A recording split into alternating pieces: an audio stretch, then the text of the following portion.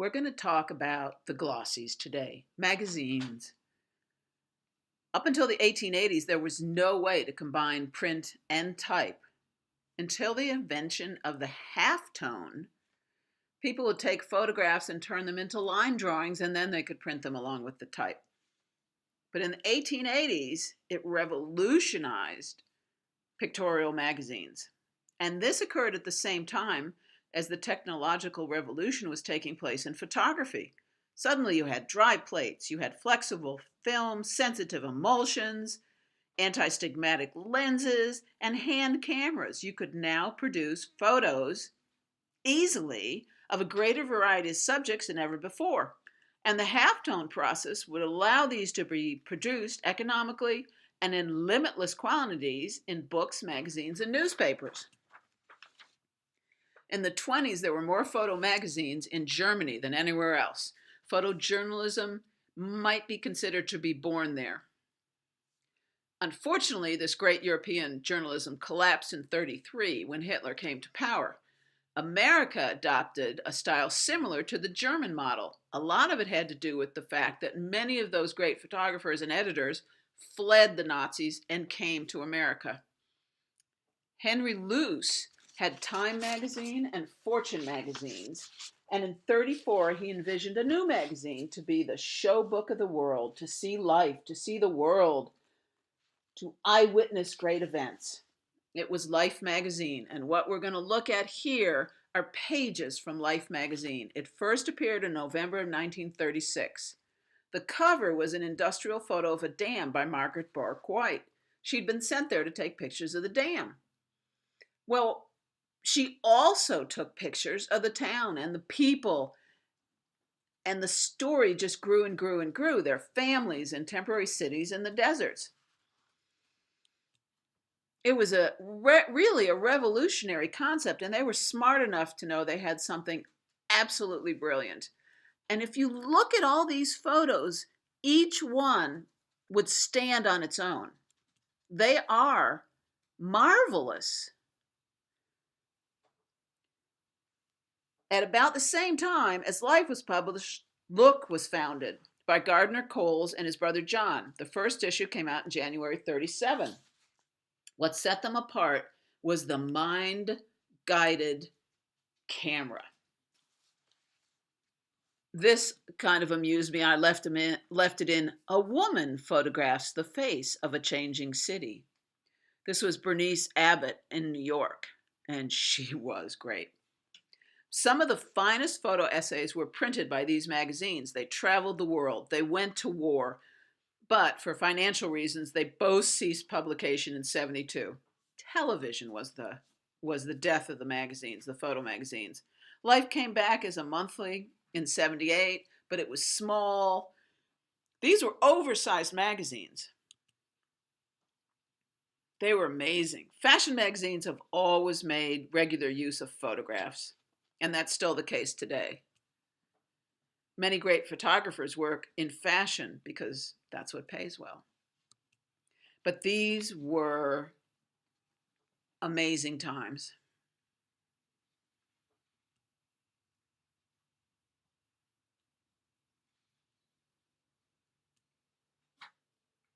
You had the little cameras, the Erminox, followed by the Leica. There was a famous German photographer by the name of Erich Solomon, and he became a master of using these little cameras, and people would not even know they were being photographed. And his work electrified a whole generation of young European photographers, many of them German. Editors began working with layouts in creative ways. In this ferment of creativity, talk of starting American picture magazines was helped by some of these great editors and photographers. They came here seeking to get away from the Nazis. Photographers are not the best editors. You have to have the photographers to take the picture, but they need some help. When Eugene Smith came back from Africa with pictures of Albert Schweitzer, he wanted 60 pages. The editors said 12. Smith lost that one. These seem kind of dated, don't they? Sometimes her life is light and gay, and sometimes she cries. But it really does tell the story. This is one of my personal favorites. Of course, W. Eugene Smith has been a hero of mine. A photo essay involves at least two people, the photographer and the editor, but it's usually more in the 6 to 7 people size. You've got the departmental editor, the picture editor, the negative editor, the designer, the managing editor, the researcher, and the photographer. Each week, Life had two major features besides the photo essay: a big news story and a text article. Choices were made early in the week. Essays were written early to clear the decks in the copy room, the layout room, and the typist room for the flood of news stories that would hit on Friday and Saturday. The presses were cleared. Life was printed on special presses reserved for only them in Chicago. Ads were printed in advance. Photo essays require patience, tact, psychological insight, the Cartier-Bresson quickness to seize the decisive moment, motor quickness to freeze action, intuitive quickness to catch emotion. They require sustained creative involvement. You have to stay up day after day. This is Henry Cartier-Bresson. He talks about the decisive moment. The photographer's eye is perpetually evaluating. He composes a picture in very nearly the same amount of time it takes to click the shutter at the speed of a reflex action. Sometimes it happens that you stall, delay, wait for something to happen. Sometimes you have the feeling that here are all the makings of a picture except for just one thing that seems to be missing. But what one thing? Perhaps someone suddenly walks into your range of view. You follow his progress through the viewfinder. You wait, and then finally you press the button.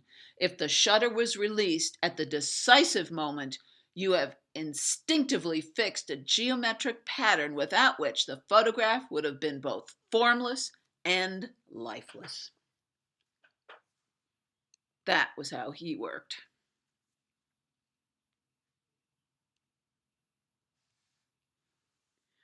So they were all over, and they would go for months. Can you imagine?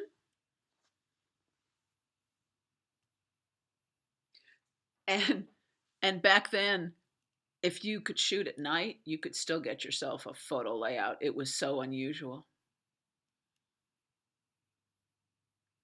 But they were big, oversized magazines. This is one of the most famous photo essays that ran in Life. Eugene Smith on a Spanish village. Every single one of these photos is absolutely superb.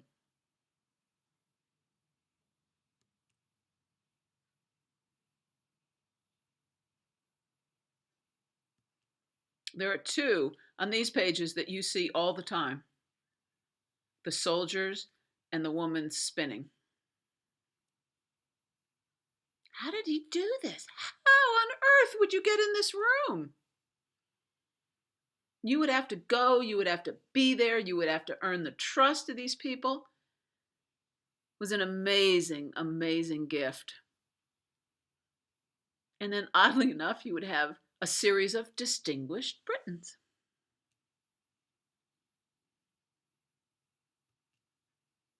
They are lovely. But in the internet age, when anything can be seen immediately, it's hard to picture how odd and wonderful these were thought to be. A new way to look at New York, to look at the US. From the air, how odd, how wonderful.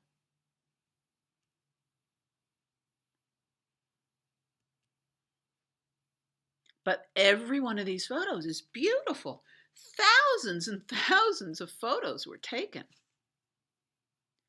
And that was really one of the reasons you needed a great editor. Because photographers would say, oh, don't throw that one out. I froze to get it. Well, it really doesn't matter that you froze to get it.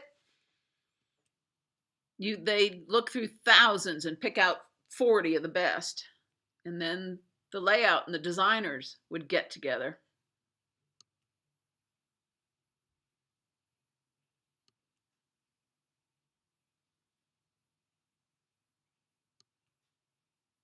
And they would make these big, beautiful essays.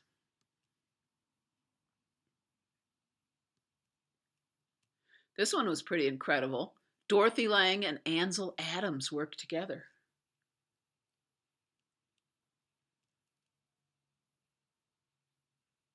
That is a hit parade of talent.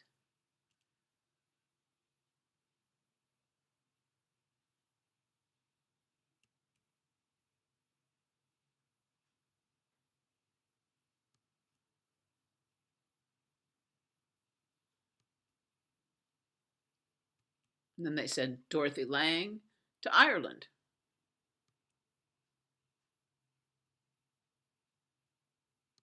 And she did what she does best. This inspired generations of photographers, me included, this kind of work. Nobody will pay you to do anything even remotely like this anymore. W. Eugene Smith rented an apartment in New York and shot from it for months. Can you imagine trying to talk someone into paying for that? It's a lovely essay.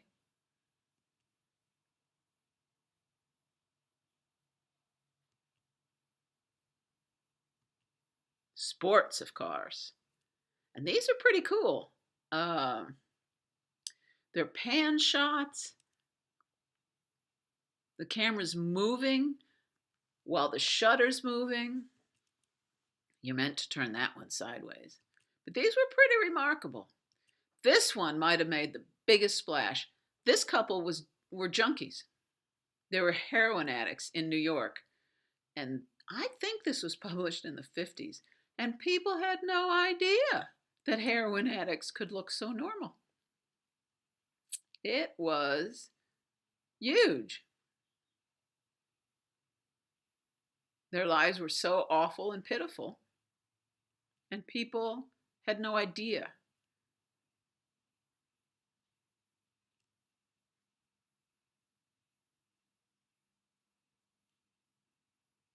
So it was pretty incredible.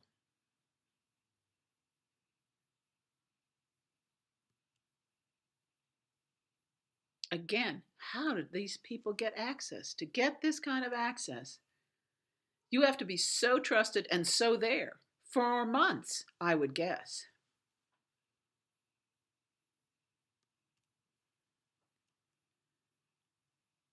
And this was such a lovely essay on the Shakers. I don't know if you're familiar with the Shakers. They were a religious group who believed in great simplicity. Their furniture is famous. They also didn't believe in procreation, no sex. You would have to join the sect. So I believe there's currently less than 10 Shakers still alive. But they had communities where they lived as groups, and they would make very simple things. They would grow their food. They would make this simple furniture. Quaker rocking chairs are worth a fortune. So this is the kind of story that a photographer would go do. They would have it all ready to go. This puppy could go in the bank. It could be pulled out at any time to use if there's a hole. If big news broke and you had to dump the big picture story, well, you might have this 8-page story hanging around and you needed 4 extra pages. You could run this instead.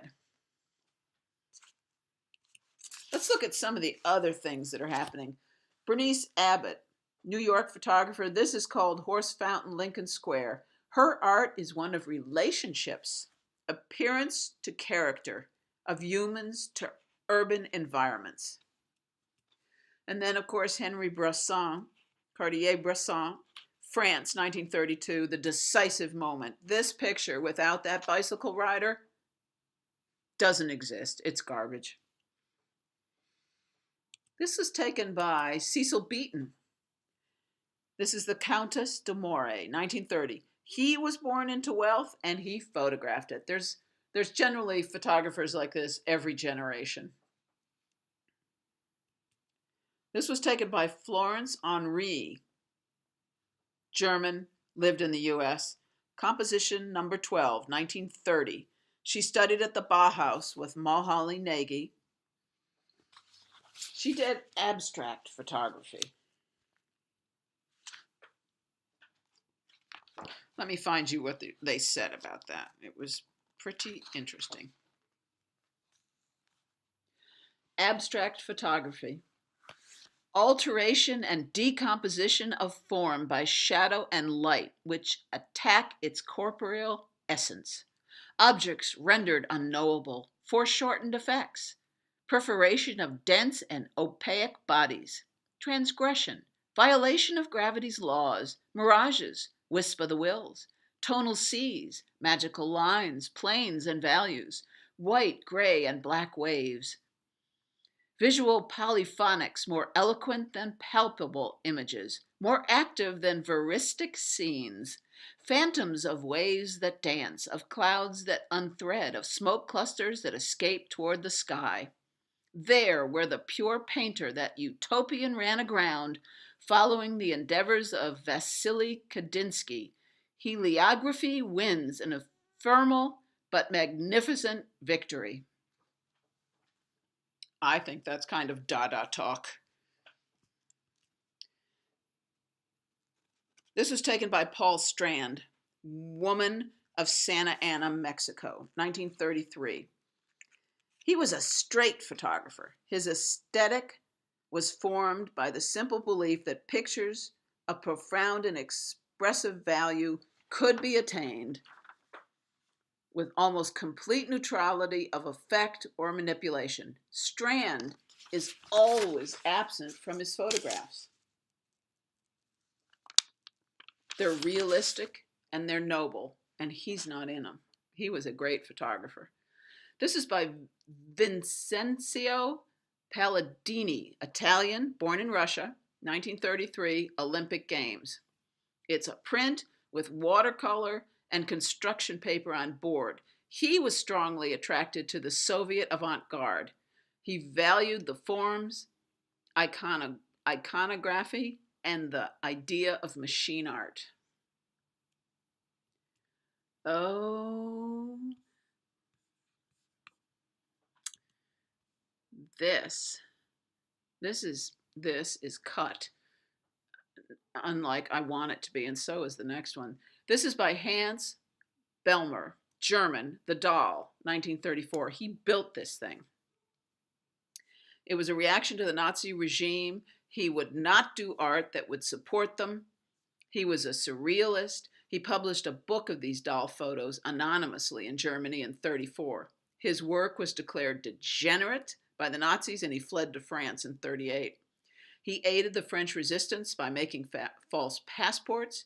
He spent a bit of time in French prison camps as a German national. He lived out the rest of his life in Paris.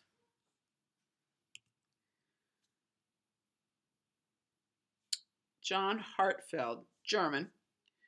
This is called What the Angels of Christmas Have Become, 1935.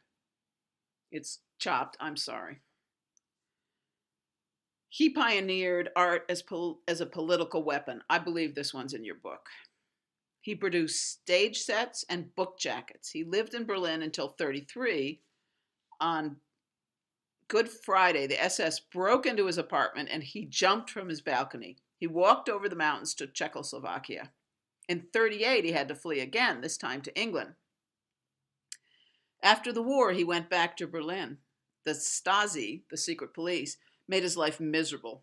He made anti-nuke art, but never was prolific as he was in his youth.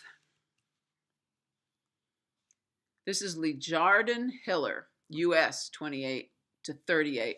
He was a commercial photographer characterized as the inventor of creative photographic illustration.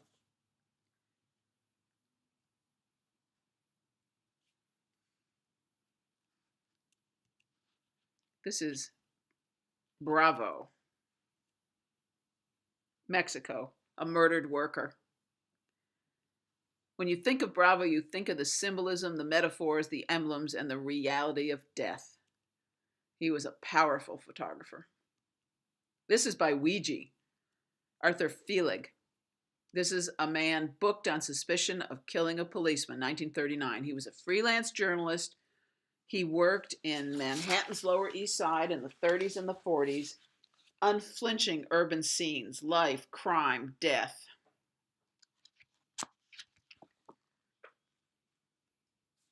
He was a funny man. He says, I started getting a lot of murders. When the murder happened at night, it was very difficult to photograph a black car. So, believe it or not, I sent word back to the boys at Murder Inc. that the next time they did a job to steal, now, when they're going to do a job, they don't call a carrier limousine service. A car. Don't get a black limousine. It's very hard to photograph at night, especially a rainy one. Get a light-colored one, light gray, and watch the interior decor. Have it in good taste. Frances Bouguier, U.S. This is Rosalinde Fuller and her sister, 1936. He photographed for Harper's Bazaar, Vogue, and Vanity Fair. He appended light as an active symbol of consciousness. This is a very famous image by Horst B. Horst, a German. This was taken from Parisian magazine, The New Corset with Black Lacing, 1939. He was a careful preparer for a shot. He was careful with the lighting. He rarely let a shadow show. He made the photo, but after that, he left it to others to develop, print, crop, and edit his work. This is Irving Penn. We're going to look at some of his work. He was a freelance designer, an amateur photographer. He became the art director at Saks Fifth Avenue. And after a year, he left to photograph in Mexico and across the U.S. When he returned, he worked for Vogue in the art department. The editor asked him to try photography. He opened a commercial studio. He liked simplicity. He posed his subjects against gray or white backgrounds as a rule. He also built a corner for portraits. This is Vogue photographers. His compositions show attention to detail. He developed and he printed his own work, sometimes using palladium for simple objects, rendering them beautiful. I should have redone these. Maybe I'll go through and redo these. If I can do it, I'm not sure. He did these amazing still lifes for the magazine.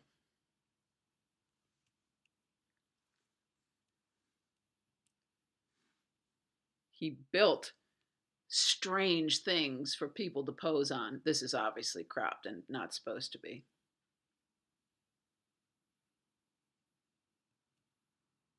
But he could lay out a still life, and he could lay out a ballet troupe as if they were a still life.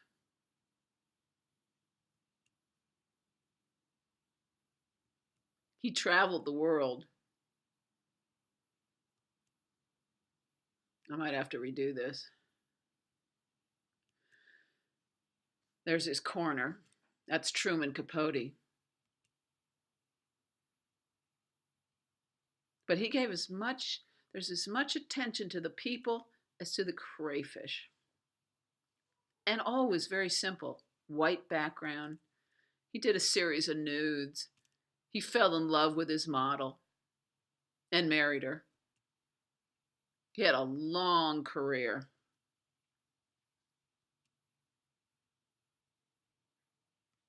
He never stopped innovating.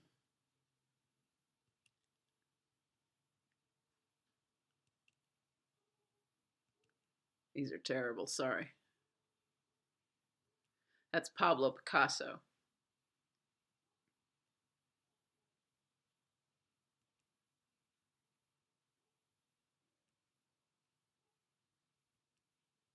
And I think he had a sense of humor.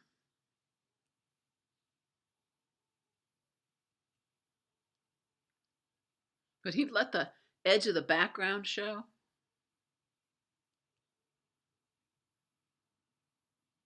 which I always found interesting. But he always photographed in a studio. He took it with him.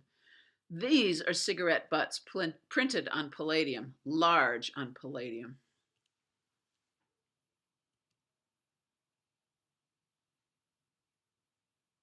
That's a camel box that he found in the street, run over and probably years old. Frozen food. A portrait of Miles Davis is of his hand.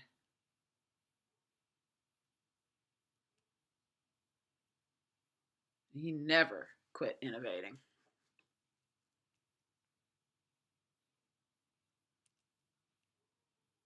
Oh, I don't. This is Helmut Newton. He was born in Berlin. His father was briefly interred, which made it easy to take control of his factory. His parents fled to South America. When he turned 18 and was issued a passport, he boarded a boat with 200 others fleeing the Nazi all the way to China. He got off in Singapore. And he was able to remain there as a photographer, but he was interred by the British and sent to Australia. He spent a couple years in a camp there. Then he enlisted in the Australian Army, and after the war, he became a British subject. He changed his name to Newton. He married an actress, June Brunel, who became the well-known photographer Alice Springs. He had a successful studio in Australia till 1957, when he left for London. He settled in Paris in 1961. Later in life, he lived in Monte Carlo in LA. He was a bit kinky, I think.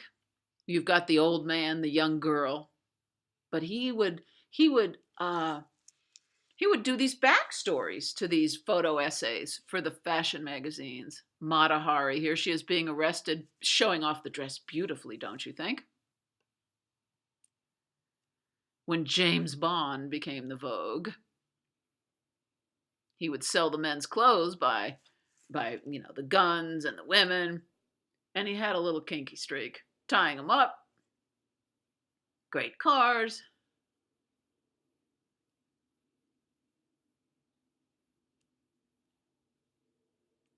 He dressed the famous Jean Moreau as a maid, everybody's fantasy.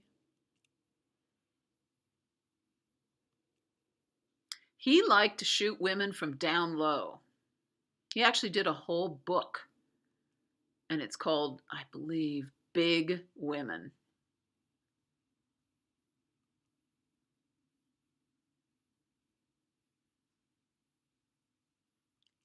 He kind of used junky equipment, just a camera, beat up flash. He did not. That was not his thing. He would borrow offices, borrow mansions, borrow cars, but always came up with these extraordinary images.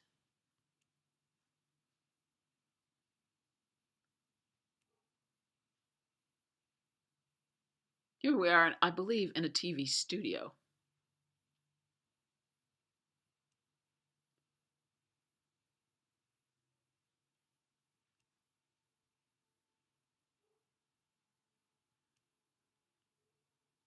Shot from below, so they look epic.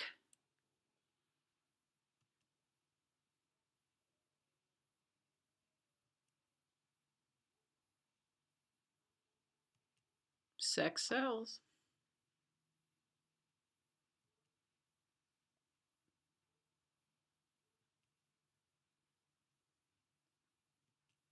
And if horses were good, let's get some bears. I always used to love the European magazines. The American magazines were a whole lot more boring than these, and I would always try and get the European magazines when I was a young photographer to see what they were actually doing. He uses this place many times. I've seen many things shot here.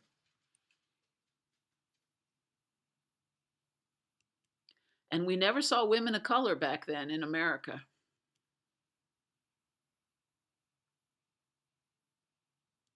Look at these. These are shot head on with an on camera flash. The model's eyes are blown out.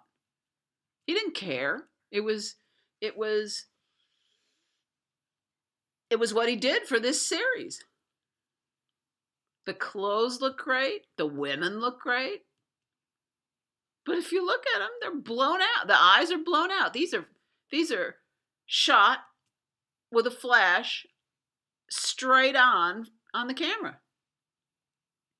This series is shot from inside of a car.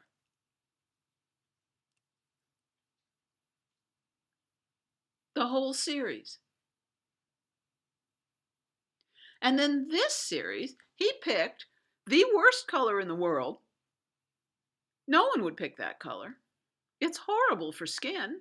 And he shot the whole series against it.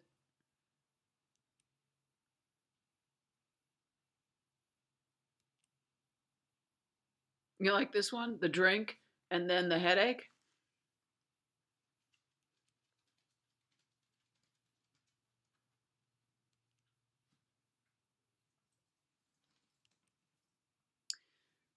He was an amazing man.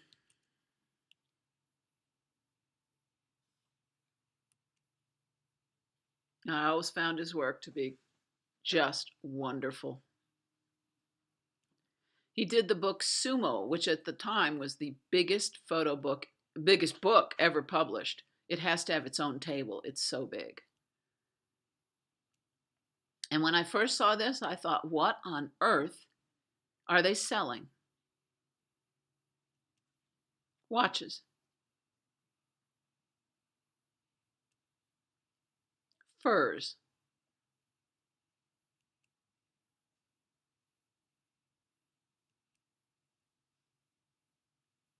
I don't have a clue. I guess just in general, the clothing.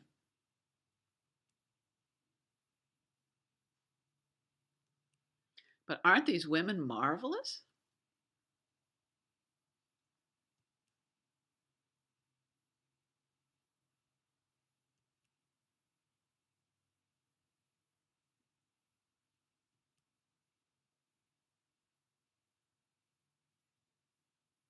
This is, I assume, fragrances. This is fragrances they're selling.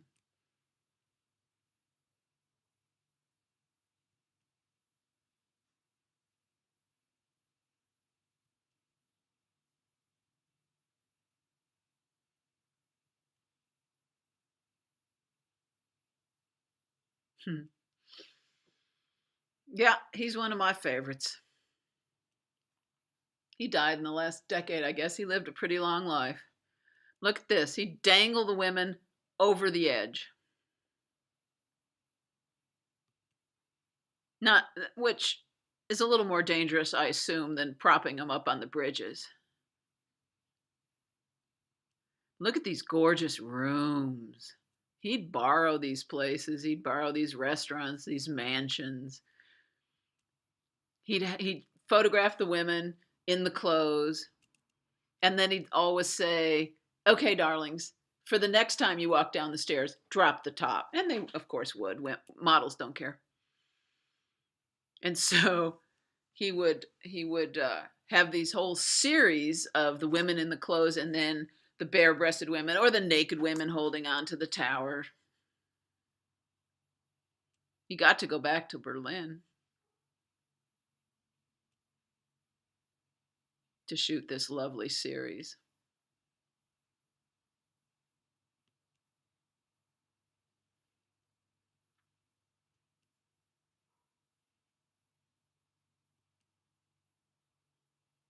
They're just simple and elegant and kinky and fun.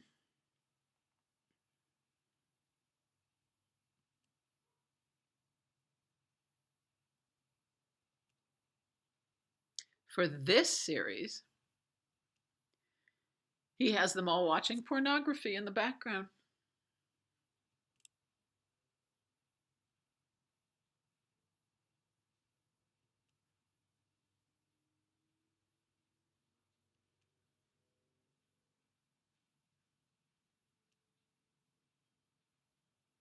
Here's where he starts the series of the model in the clothes and then the model without the clothes.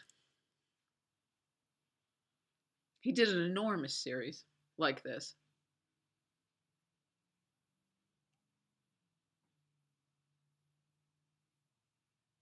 I believe he really knew how to have fun.